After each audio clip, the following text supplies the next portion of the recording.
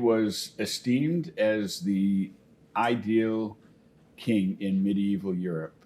His mother, Queen Blanche, took St. Louis to recite the divine office each day and to attend Mass twice a day. She took special care to instill in her young son the highest reverence for matters of virtue and religion. She impressed this on him with a stunning statement. She said, "I love you, my son, with all the tenderness that a mother is capable of, but I would infinitely rather see you fall dead at my feet than that you should ever commit a mortal sin." When St. Louis was 20 years old, he married Margaret. He admired his bride not only for her beauty, but for her goodness and spirituality. And they shared a loving marriage. It was said that these two walked in the house of God in fellowship and in harmony and engendered most noble offspring, whom this saintly man greatly desired to educate religiously and instruct in the love of God. He was a loving father and husband who passed on the spiritual legacy that he received from his parents, and particularly from his mother, Blanche of Castile. He passed it on to his own children. Their marriage was blessed with 11 children, 6 daughters and 5 sons. St. Louis told his children to have hearts of tenderness and pity to those who are poor and afflicted, and to comfort and help them as much as they could. He was a king known for his justice, peace, and reforms of the kingdom. He was a king known for his holiness and his royal sanctity.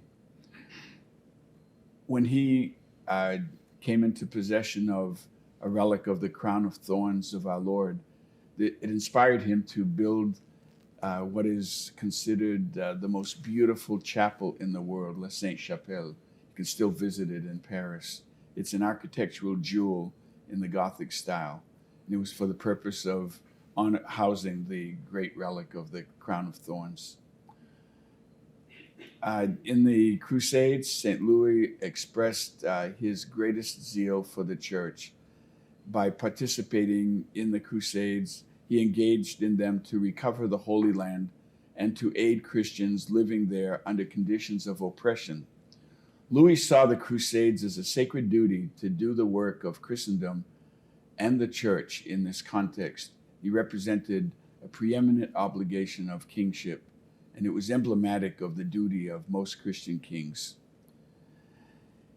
Those returning to Paris with his bones after he died of typhus on the 8th Crusade and buried them. They buried them in the Benedictine Abbey of Saint Denis in Paris. They noticed that miracles had begun to occur on that trip home from North Africa with his bones, and these multiplied in Paris, at the court, and particularly at Saint Denis. Religious foundations that he established multiplied. His charity for the poor was immense. He cared for them with great compassion, and he served the poor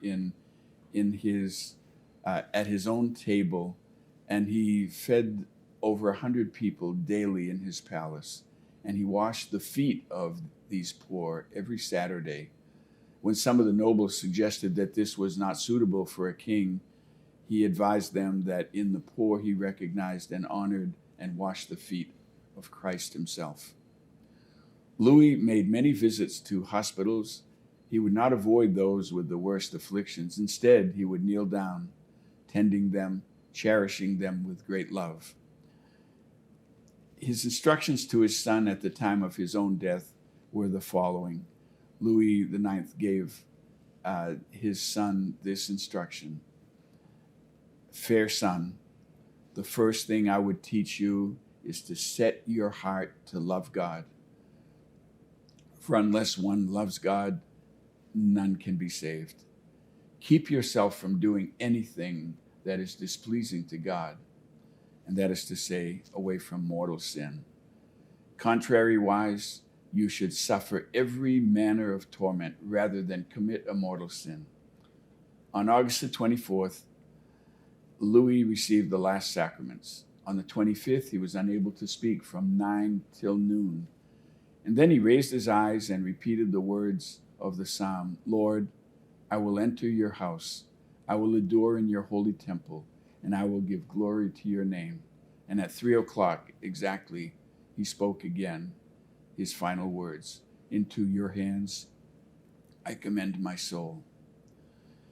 The miracles of St. Louis and his canonization led to Louis IX being canonized in 1297, 27 years after his death in Tunisia while on a crusade.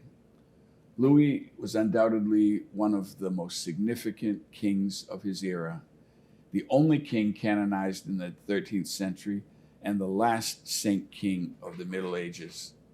There were many miracles attributed to King Louis, starting at the time of his death and continuing on. Miracles were the sign of the special holiness and relationship that he had with God, and the ability of the saint to intercede on behalf of those who prayed to him. These miracles were often of healing.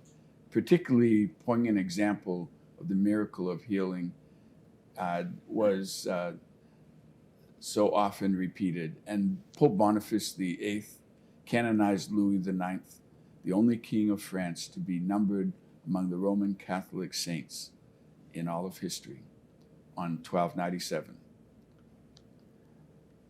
What a family he came from and he established and continues to influence in our day.